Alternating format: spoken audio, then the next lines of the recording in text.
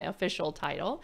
And I serve the Northwest Indiana region, providing programs, education, awareness, support. So that's a number of different things that we do, as well as tons of free support services that are individual to families, even meeting with families one-on-one that have a lot of questions, concerns about maybe their own situation. So I pretty much do as little or as much as is necessary in our 7-county area here in Northwest. 7. That's she incredible. goes to 7 counties. Keeps her young. Look at her. She's smiling. She likes her gig. It's crazy. It's incredible. And, just chatting with her out here before the show, just hearing some of the things that she does is incredible, especially when we're talking about these free services that so many people don't even realize are available. It's just that's the biggest issue. I was telling her, our outreach is so important. We never get in front of enough people ever. I like to talk, which is helpful in my job because I can never do enough of it. You're it turns perfect out. for us. I know it. I love it. Well, there's someone else also that we want to bring on here to Younger Life Live today with Rick, Mary, and of course the crew. Let's go to our live Star VIP hotline this hour. Today's show, of course, sponsored by the LaPorta Hospital. Let's see who our guest of honor is. Who are you? Is it me, Denise? It's you, Denise. Good morning. Oh, gosh. It's always hard to do these on the phone because it sounds like you guys are having so much fun. But I'm Denise Sexman. I'm the interim program director for the Alzheimer's Association. I've been here about 8 years and can't say enough good things about Sarah up in Northwest Indiana. She sounds pretty amazing. Just the things. I said she's kind of like this angel that goes, helps these people through this because it is so difficult. Can we talk a little bit about what Alzheimer's is? Can we start with the basics? Can you tell us a little bit about what it is? Sure. Denise, you want to do that or me? Go for it, Sarah. Go for it. Okay. All right. So Alzheimer's disease is a type or form of dementia. Okay. A lot of people ask that question. Well, what's the difference between dementia and Alzheimer's? Well, that's the issue. So Alzheimer's disease is a type. There are actually 170 different types of dementia. Okay. Really? Wow. Now, we don't usually talk about all of them, but there's usually only a handful that we talk about or hear the most about. Alzheimer's disease accounts for 60 to 80% of the cases, okay, over the age of 65. So that is why it is the most common. That's one of the ones that we're most familiar with. So Alzheimer's disease is a form of dementia. It is a progressive disease that affects a person's ability cognitively, but it also affects mood. It affects all aspects of the person because ultimately it can affect all aspects of the brain. Okay. So just depending on the level of things. And so it is fatal. So it is the 6th leading cause of death in the United States. I didn't even realize I that. do. And I was reading about it. I kept thinking in something I asked Sarah, I read that and I was shocked by that and kept thinking, I don't really understand, it's not as though it were a cancer. I didn't realize how debilitating it is to the brain, which then obviously, in turn affects all the functions. Can you explain that a little? I was shocked. It's the 6th leading cause of death. That's crazy. Yeah, it is. Right. So symptoms develop pretty gradually over time, and they can vary a lot from person to person. Okay. So there's no one size fits all with this either. Okay. So as it progresses, obviously, then it affects more aspects of the person depending on how it's presenting. The reason it's the 6th leading cause of death is, and we get questions, people do not believe it's a fatal disease, is because ultimately it does affect the very basic functions of the brain. So that's the ones people know in the brain stem that you hear about, that affects your ability to swallow, affects your ability to breathe, to move. It affects those things in the later stages of the disease. So that's why it's fatal, because it does ultimately cause those functions to stop working. So I would love to hear Denise's perspective too. If you want to please chime in, I would love to hear what your thoughts are and add please to what we're chatting about so far. And certainly, and I think this is, it's a tough disease process in itself overall because it's often a very long disease process. And when we talk about life expectancy, it can be anywhere from 2 to 20 years, but that also it's also affected by other health problems that person may have. If they've got cardiac issues or they've got something else going on that may exacerbate the disease process. But I heard somebody say the other day, it's not a sprint, it's a marathon. So when you start this disease, it's really important to get that support as soon as possible so that the caregivers are prepared for this because it is a long haul. It's a long process, and we want those folks to be as supported as possible throughout the entire journey.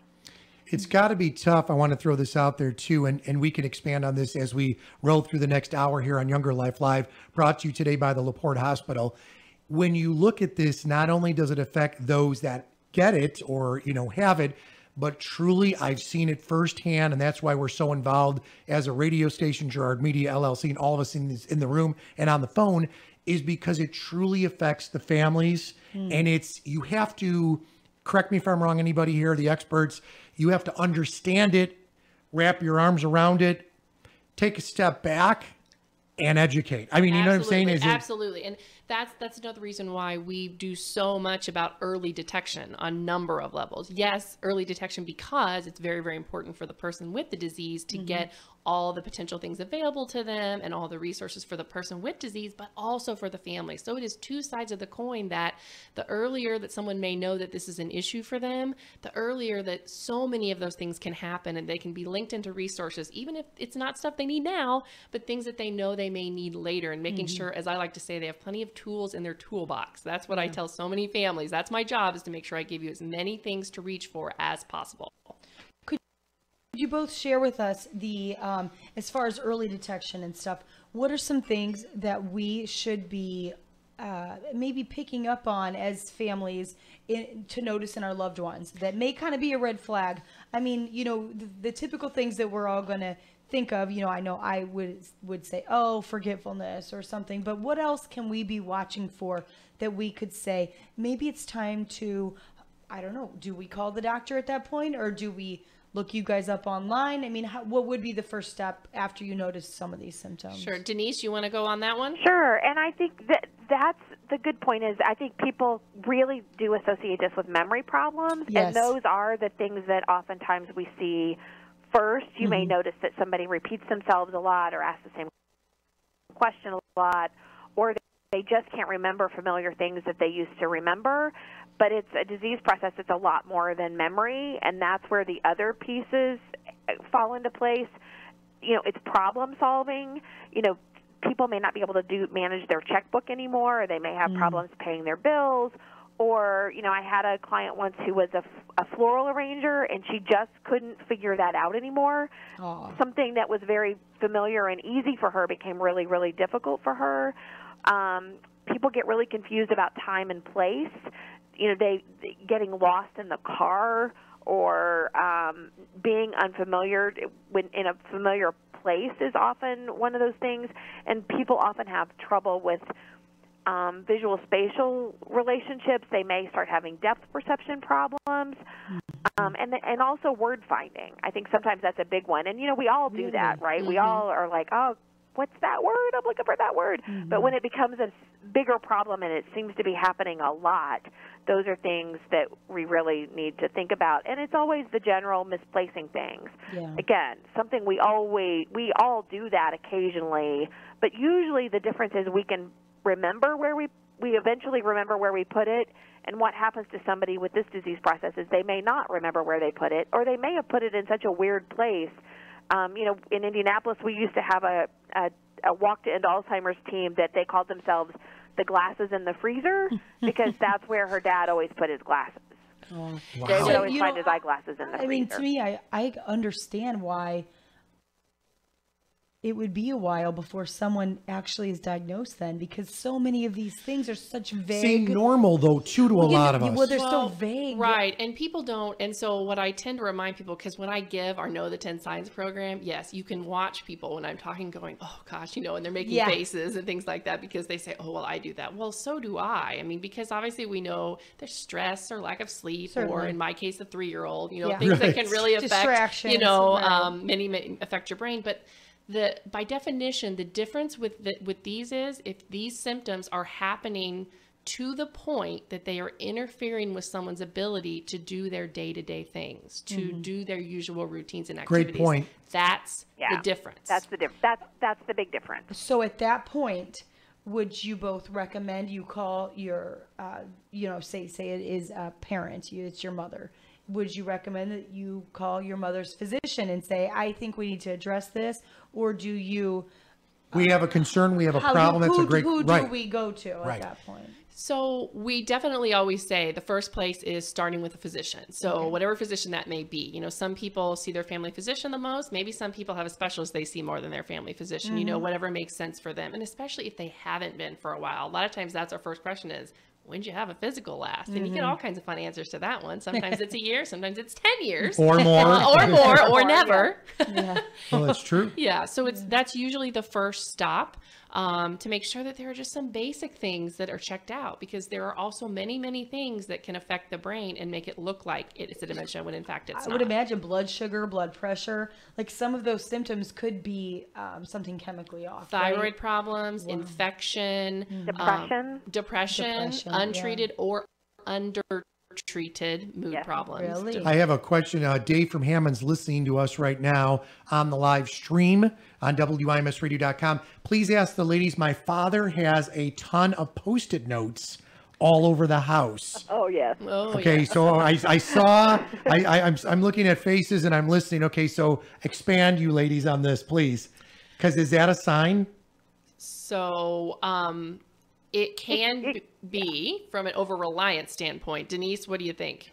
Well, and it may be something simple, but he's certainly compensating for some memory loss on his own, and it may be working just fine, and it may be that it's not progressing beyond that point, and it's kind of one of those tricky things. If the Post-it notes are working, that's awesome, but there may come a point when those Post-it notes don't do their job anymore. So it's certainly worth going back to Dad and saying, are you noticing memory problems in yourself, Dad? Is that why you're doing the Post-it notes? I think that's a great way to open the conversation up with Dad to say, what do you think's going on? Yeah, I think that sounds good. I have a question. I know last Wednesday was World Alzheimer's Day. So can you tell us, first of all, when I was just doing some research for the show, just reading up, I read that, and it made me kind of curious to know, what exactly does that mean? Why is it a designated day? Is there something specific that happens on that day? And how many years has this been a designated World Alzheimer's Day? So it's every year on September 21st. Right. So whenever that falls, and that's really when it's meant to be more of a global focus and increased awareness on the disease. Alzheimer's disease, as well as other dementias, as I mentioned. There's other types as well. It's been around since 1994. Really? Okay. So, and I imagine that it's probably picked up speed probably more recently because there's actually more awareness in general, but I think it also serves because so many of the efforts behind Alzheimer's disease, including the research and everything we're doing, is actually global as well. So it makes sense that we have a day that actually focuses on it globally also. Right. That does make sense. And I'm just curious if that's why this time of year is the time. I know today we're going to be talking about the Walk to End Alzheimer's, an event that at least in our county is coming up. And I know in Lake County was just this past weekend. Yes. So I'm curious to know, is that why this time of year is designated for the walk? Denise? You can. You know, that's a really good question. I'm just curious. Or is it more just weather related? Stumper. No, I've never really made that connection before. Isn't that awful? I've been here 8 years and I've never really associated that. But I think you've probably answered a question that maybe I've had. So yeah, we do 12 walks across the state here in Indiana, and so they start that weekend after Labor Day and run until the middle of October. So I assume that it is about that. Yeah, that makes sense. It's magical when you see these walks going on and being a part of the one in Michigan City and even Crown Point through the years. You see these families, you hear these great stories, you see tears of joy, tears of just uniqueness in memory of. What do you ladies think when you're doing these? Obviously you just got through Lake County, and I know Denise as well, with plenty of. And I will tell you, so last year was the first year that I was on the staff side of things. I had participated in other parts of the state prior to that, from a clinical side of things, but being on the staff side of it and seeing in larger numbers, all in one place, all of the people that have either lost someone or they're currently dealing with it as a family, and also the ways that people come together, to actually feel that they're doing something against a disease that makes them feel so powerless because it takes so much away. And I am so moved also by the families and the fundraising that they do when it may have been a hardship for them to do what they did. But I mean, I had this family that I served recently and I didn't feel like I did that much. But they brought in over $2,200 as a family incredible. in honor of their mother who is currently fighting this disease. And I am telling you, I'm typically a little emotional anyway, but we all are. It is just, and to see everyone together and to have that moment together, I actually don't describe it properly. I don't do it justice by any means. I don't think so. And the same is true. And Michigan City too is special because of the setting. Adds this special. I mean, we're the only one that last year were able to take pictures sticking our little flowers that everyone has in the sand and taking really cool pictures of the water. Absolutely. And so we have this unique opportunity here in Northwest Indiana that nobody else has anywhere else in the state. So speaking of the other side of the state, I would love to know, Denise, on your side, is there a story or is there something that hits home or touches your heart? I'm sure your line of work, you ladies, and what you do is incredible, but is there something that sticks out in your mind, Denise? Well, and thankfully, I think from the Indianapolis office, I've participated in a bunch of different walks, and that's one of the fun things for me is going to these different areas to see, not just the Indy Walk, but the other walks.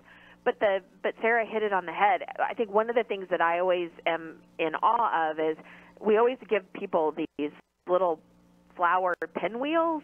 And to see the masses of people, a couple of hundred people walking around with those flowers, blowing in the wind, it's just awe-inspiring, and it gives me meaning to what I do. Yeah. Those are the people that I do what I do for those folks, and it's always powerful for me when they feel like they want to give back to us. It's just an overwhelming feeling, and it's one of my favorite times of the year. I mean, it's a busy time of the year, but these 6 weeks are just they're just a blast. Well, and I think Denise will share with me, that I always feel sometimes we never feel like we can do enough sometimes for the people we serve. And so I think that's another reason why we're so inspired by what they do to give back and to try to fight against this disease, because we feel powerless too, Yeah. I mean, it's motivation. It's motivation on some level. And so to be able to, share that. This is a little bit of a personal question, but have either one of you dealt with this in your own families? I mean, I feel like most families on some level have dealt with some form of dementia on some level, in grandparents and elderly aunts and uncles and stuff like that. But, have you always been moved by this? I mean, I guess is really more my question. Has it affected your family life? So mine has actually been through more friends and neighbors of our family. I've been fortunate enough it hasn't been in my immediate family, but my entire family is in healthcare. And so I was going to end up somewhat close to older adults in healthcare. I was just going to happen. I spent a lot of time as a kid around a lot of different settings and around just a lot of older adults. Not that they all had dementia, but so I actually just have leaned toward geriatrics my whole life, and then ended up falling into serving those also dealing with memory loss and related diseases, mainly because some of the work I did in Indianapolis with some really great geriatricians that sort of led me down a path. And so sometimes you just never know why you fall in the niche you do, but I'm always fascinated by that, though. That's always I ask that to everyone. I'm always fascinated what got you there, because it typically always is you never planned that. It just kind of always happens, and I always wonder how. How. And I think when you look back, sometimes you can see how certain things maybe drove you one way or the other. Influenced that, And I think in general for me, it's just something that, is underserved, underrecognized. And from How many years of school did we put through? Did you have to go through, to get to this? That would be post high school, so bachelor's degree, and then master's would have been 6. Wow. Denise, what about you? Can you jump on that question by Mary? How you got there? That's right. So I too, like Sarah, have been in healthcare since I graduated with my master's. Many moons ago, and every job I've had, I've kind of, it's just kind of come at the right time in my life. I've just been very, very fortunate in that way. And I did hospice care for 10 years before I did this job, And it was one of these things where I have a grandmother who died probably about 4 years ago of vascular dementia, and we were just really lucky that she was in a good setting and actually she lived to be 96. Wow. Wow. For having vascular dementia, she actually did really well, and I think she did really well because she was in a really good environment. She was in a good assisted living, and they took great care of her, and she thrived there, actually. That's fantastic. So that was a big part of it, but, this was one of those things that kind of just happened to me. We had been living in Maryland. We moved back to Indiana. I was looking for a job that I could still do home visits because that's something that's really, really important to me.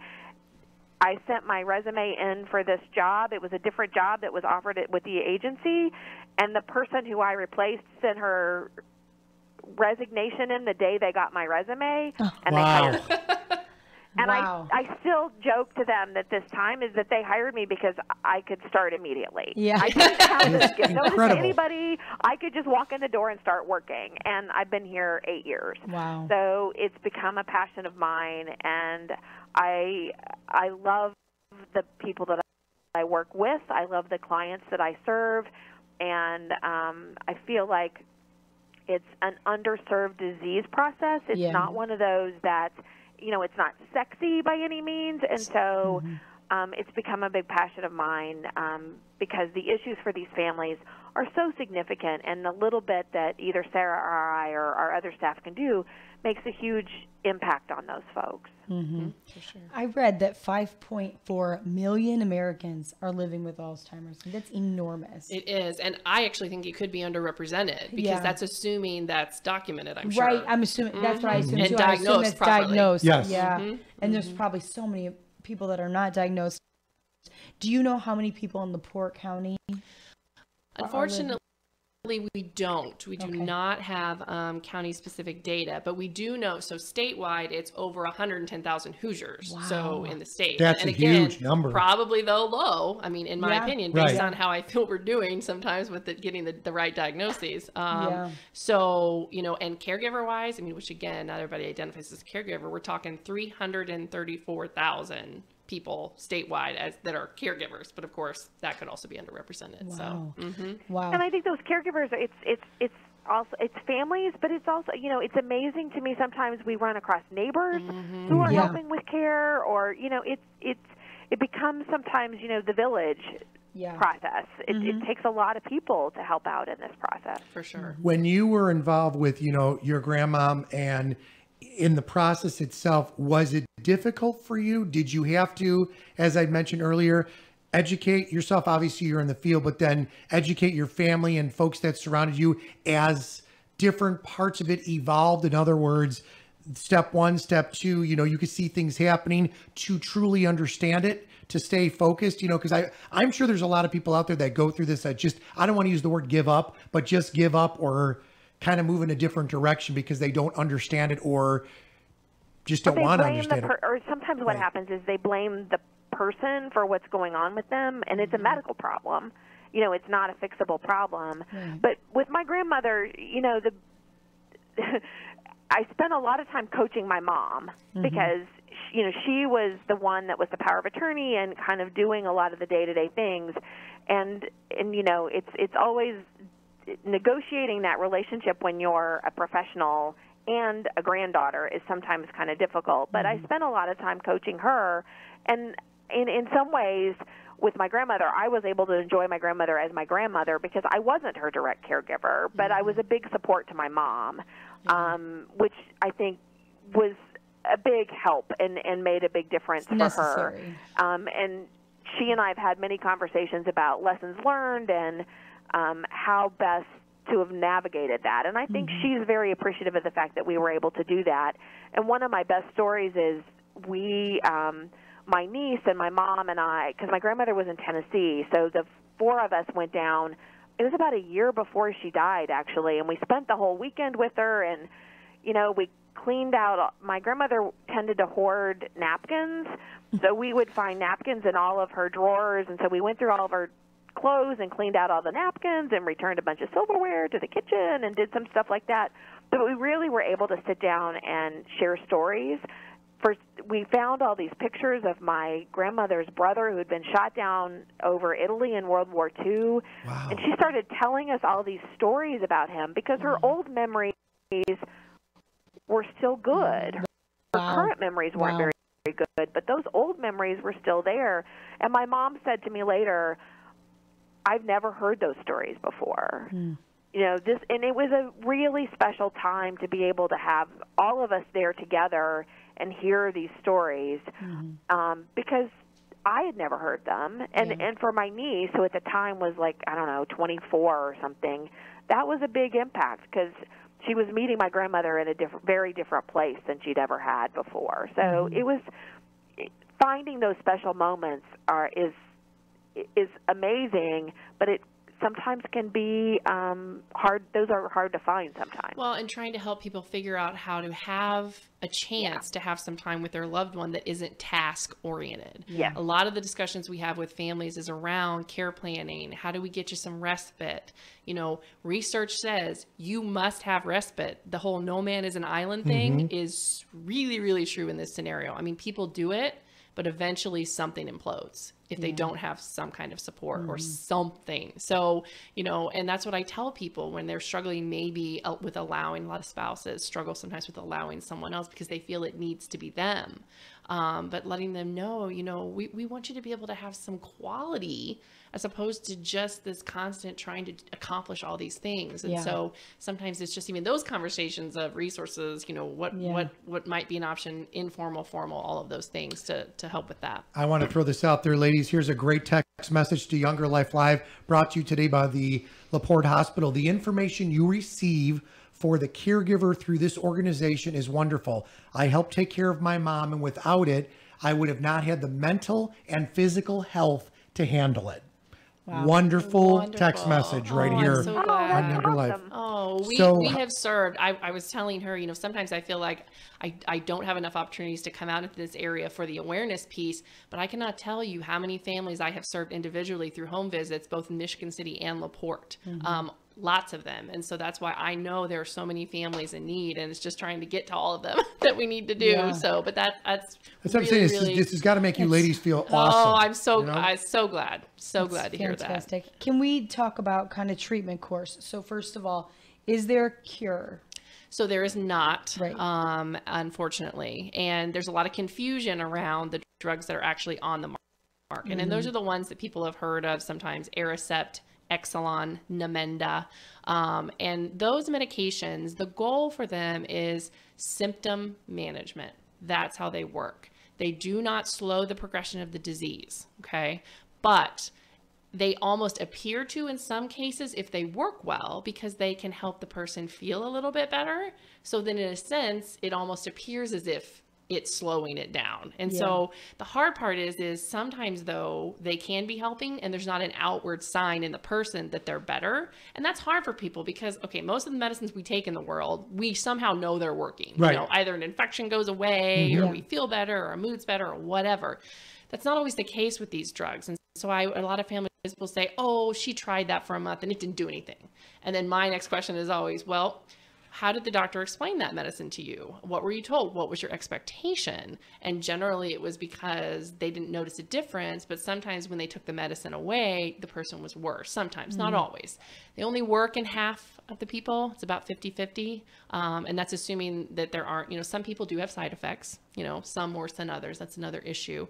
So it's a tough thing. So they help, they can be helpful, but not helpful enough, unfortunately. So, I mean, we've got a lot of really great stuff we're hoping is going to come up on the horizon here, but we're waiting. Denise, what do you want to add to that too? Because obviously you're all over the state and all over the country for that matter. Well, and I think that the key to this is research, right? We can't get a cure without good research, and it's hard to find good research participants for these. You know, Sarah's right. There's a lot of things in the pipeline, and there's a lot of hope in the pipeline, and that's what we want to keep there, right?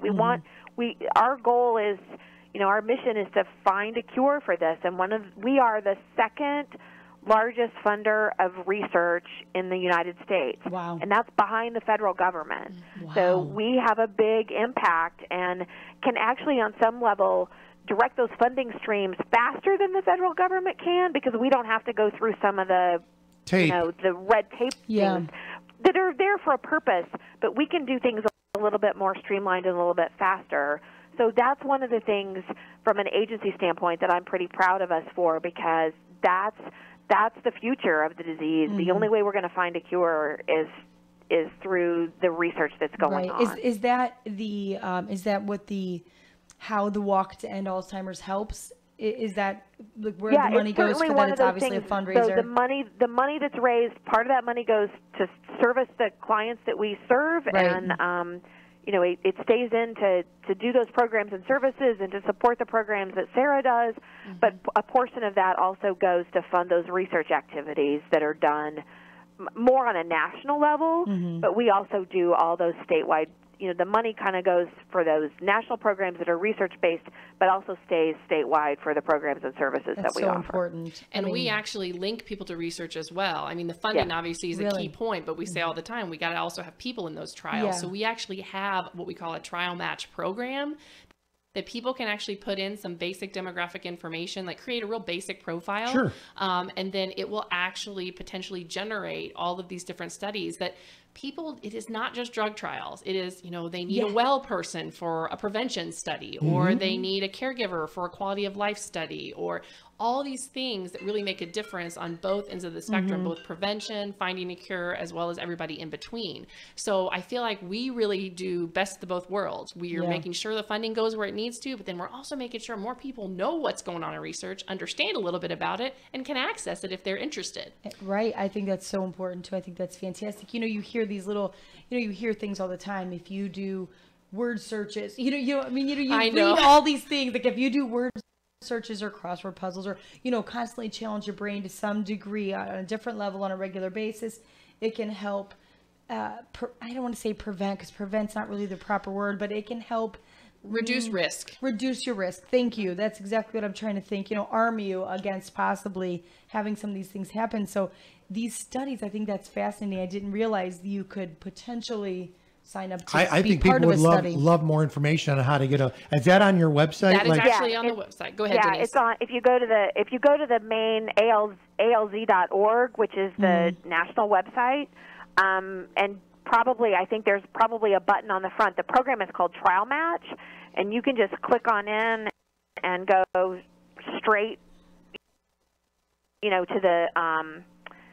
to the profile. If you don't have web access and you want to create a profile with somebody on the phone, we've got staff who'll do the same thing. So you can call our helpline, 1-800-272-3900, and when you call that number, it'll say 1 for Trial Match, and it says 2 to talk to a helpline staff person. So you just hit the 1 button, and it'll go straight into somebody who can help you set that profile up and have a conversation with you about the Trial Match opportunities. Absolutely. That's fantastic.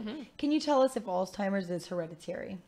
So they know that that plays a role. Both genetics and hereditary can play a role to different degrees, depending.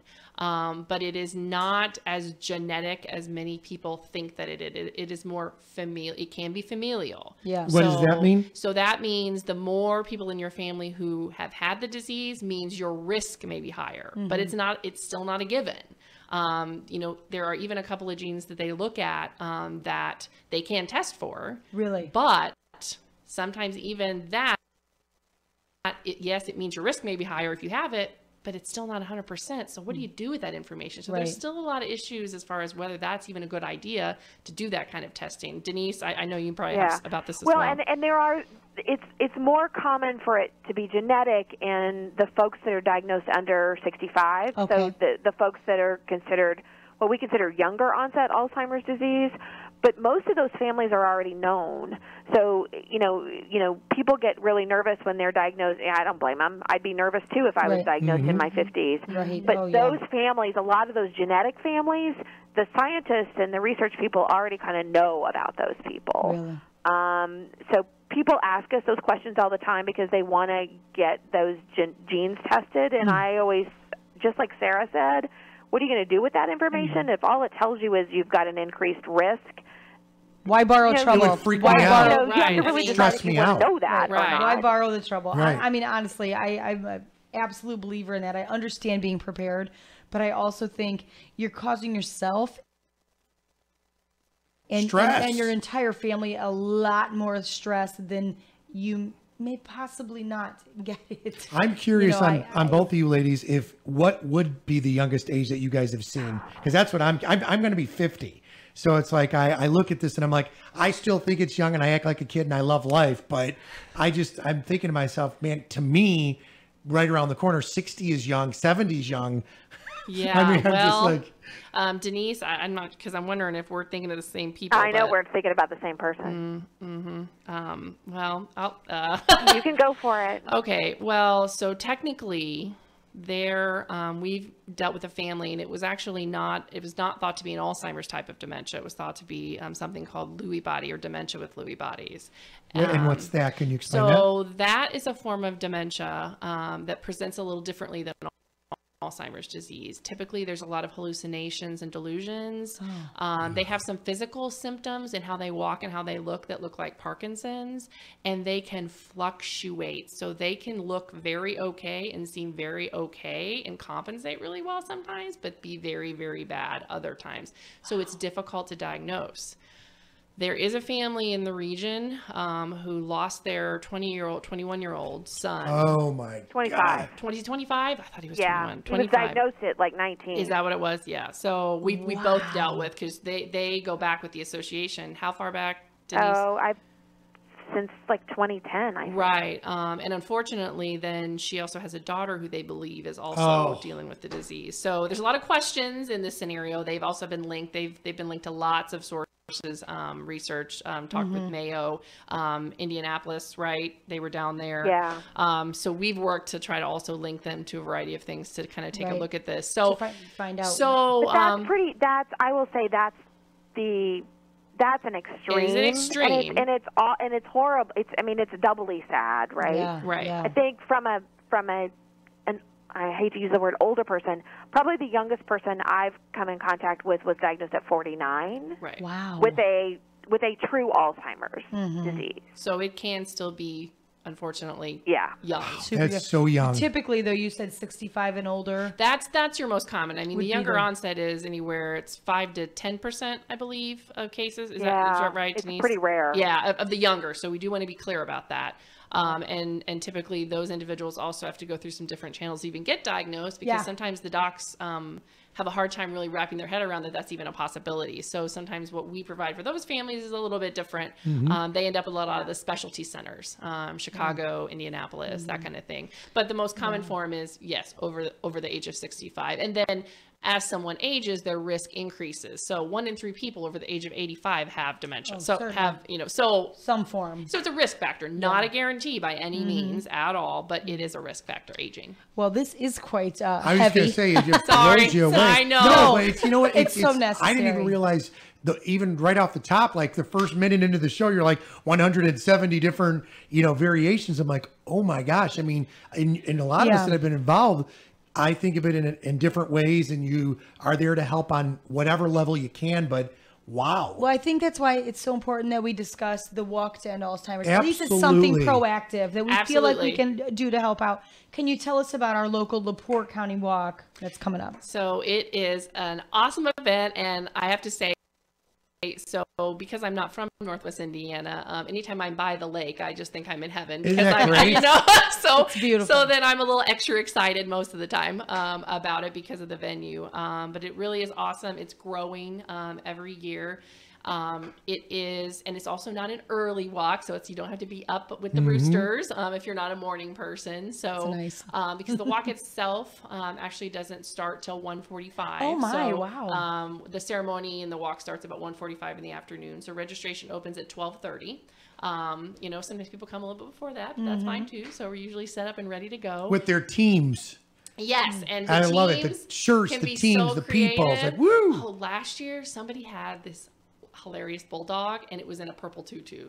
See? It was the cutest thing I've ever seen. That's And I'm good. a That's dog great. person, but so cute. so they're really creative, and sometimes how they'll make their own T-shirts, even though they get a T-shirt if they raise $100, each $100 they can get a T-shirt or per number of participants. But they do their own things and Awesome. the names. Do people have to pre-register? We have some that come and register the day of. Okay. Obviously, it's going to save them some time if they do pre-register, because they might not have to wait a little bit through the line to do that. And that's either via the website, which is the alz.org, or they can even call the helpline and register. That's the 1-800-272-3900. And I do want to mention that helpline for any purpose is 24 hours a day, every day of the year. That's awesome. Any purpose. I want to throw this out there too, because Washington Park in Michigan City, Correct. Indiana is the place. And so as you come off, whether it's 94 or 12 or 20, very easy to get to, or even 94 at 421,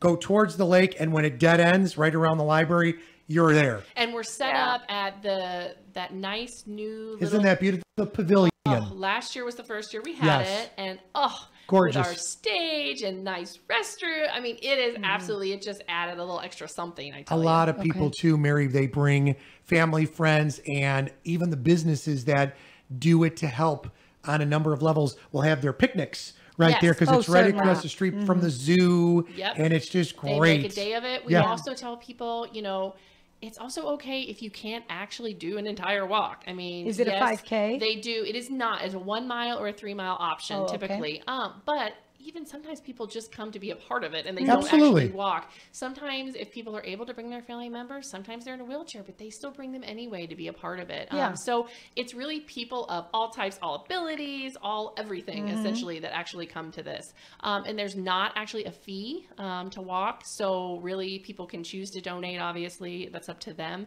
But I think that also opens it up for people to also participate and join, as they wish, as they desire. So it's just really it's a fun event, but it's laid back too, which I always like. We preach here, Mary and I, on Younger Life Live about the importance in a family structure to teach your children, your grandchildren. A lot of us were raised in middle-class families that we were always a part of making a difference campaigns.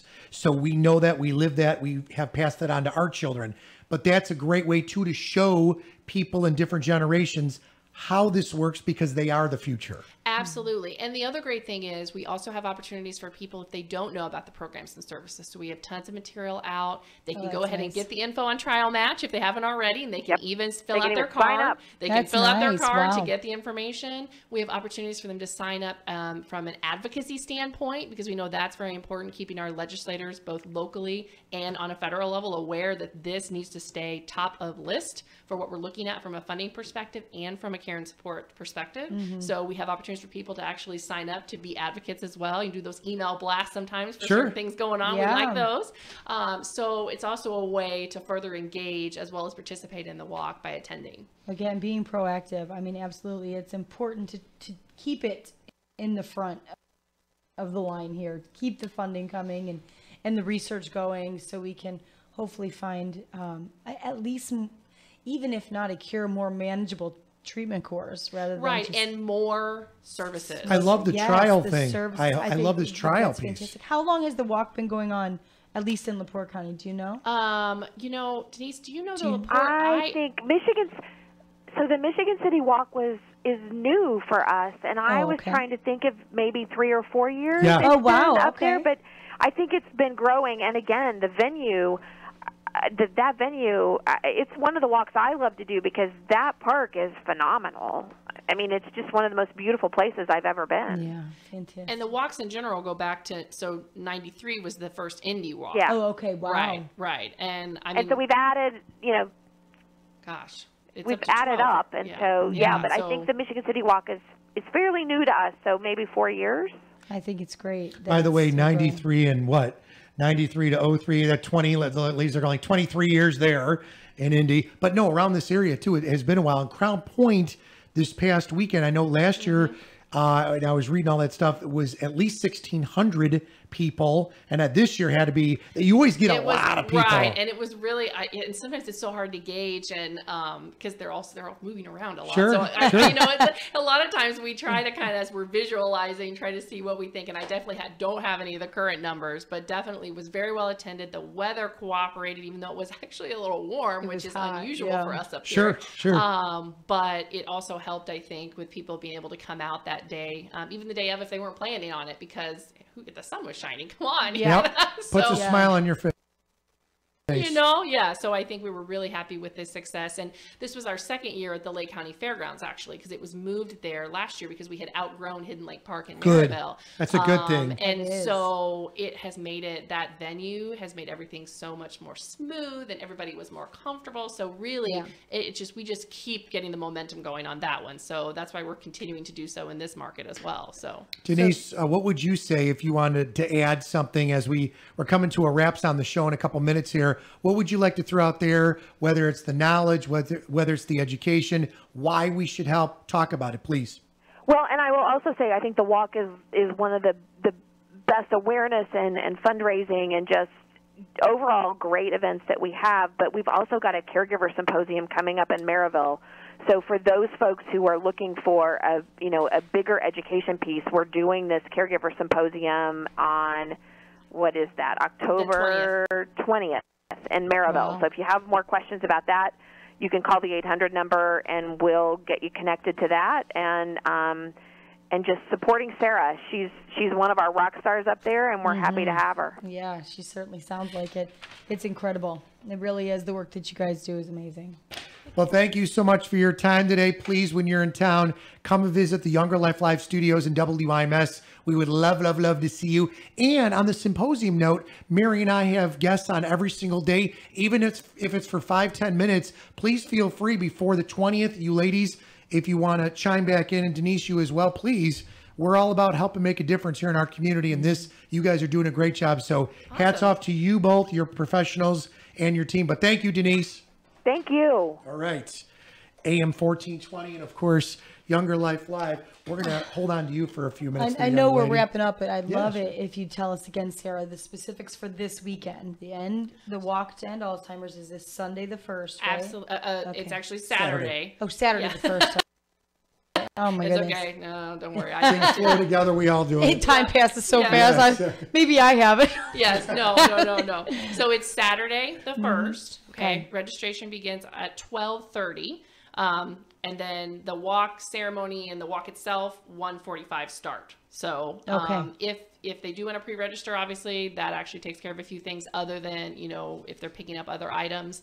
Otherwise, they can actually just come out the day of if they'd like and, join us in the event and the ceremony and Washington. all the fun. And it is fun, I promise. I Yeah. know it's a serious topic, but it is is. really fun and lots of positive, hopeful energy, which is really, really important with this disease. So Absolutely. I would think say it's you have to make it fantastic. fun to keep it flowing, and Yeah. families, friends, people that are involved with it on other levels, you get it. Make it positive. Make a difference in the lives of others. Yeah. We do have alz.org correct. as the website. And if they want to make it local quickly, if they're Sure. savvy with that, /Indiana, Okay, cool. Oh, then that actually goes to the Indiana's portion of the site, where if they click on programs, the symposium info is on there as well. So that's also another option. They can get there from the national site as well, Sure. but a little easier if you just add the Yeah. /Indiana. Yeah. I'm all about easy. Yeah. I think it's so much information today, and I really hope that our listeners do that. If nothing else, if you have questions, go to the website. The website, or please, that 24-hour helpline, it is there for a reason. And I say to people, even if you don't know what you need, that's Yeah. fine. We will help you figure it out. They staff master's level social workers on shifts for people that, if people come through that need a little more specialized support, information, whatever it is, we can take care of you. So amazing. Beautiful. yes, 1-800-272-3900. correct. alz.org Yep. // Yes. Indiana. Thank you so much. You are wonderful. We love your energy and your smile. Thank you both for your time today, you and Denise. Absolutely. And, Mary and I, it's open door here at Younger Life Live. So Love thank it. you. Thanks. Again. Thank you so much. Before we wrap it up here, we got about a minute or so. I want to just chat about Obviously, tomorrow's show is going to be great. We got some teachers and some principals and some schools going head to be fit this week. We got some great stuff coming up. We're talking about a few different things. We're talking to Family Advocates tomorrow, which is another great program locally that does a lot for our community. And then we're going to be talking about a competition going on between some of the school staff and some of the students, and which I think is fun. We're all about competition. We are. And we're talking about flu shots, which boo, but necessary. I'll be a big smiler for this one. Mary and Rick next week, just to kind of look towards the future. Little pickleball action. Oh yeah, we're finally going to need to do our pickleball game. We hear of pickleball and it's like a new thing. Are you familiar with pickleball? We haven't played. A little, but we really aren't, other than what we've been told. So we're going to try it. Awesome. That's awesome. It'll be fun. We have to be on the same team though, because we're very competitive. We say I'm going to have to be tuning in, really? aren't I? Yeah. Wait, we need someone to play. Oh yeah, how fun. Wait, I think we need someone to beat. That day. You hear that? We're out of here. Yeah, no. Oh, how funny. Well, so that's a lot of fun. That's going to be real fun. And I also want to throw out there too, as a part.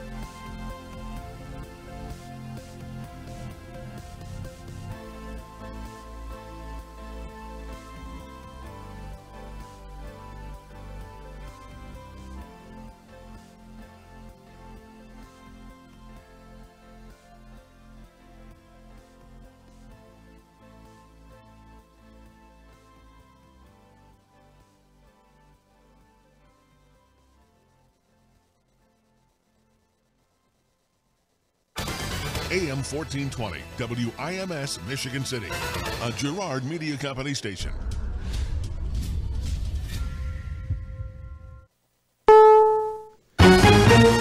CBS News, I'm Peter King. Hurricane Matthew left the Carolinas days ago, but it left behind a lot of rain, and rivers are still rising. We're on Wednesday right now. This hurricane continues in North Carolina. The record crest will not be until Saturday. Governor Pat McCrory. We are putting out the report time and time again to stay away from water. I cannot emphasize that to you more, especially now if you're anywhere around the Tar River, Neuse River, Lumbee River, stay away from the water. Kinston is along the Neuse River, and the mayor says they're going door to door to tell people to get out now. The storms and flooding are blamed for at least 19 deaths in North Carolina. A Florida judge is considering whether or not to extend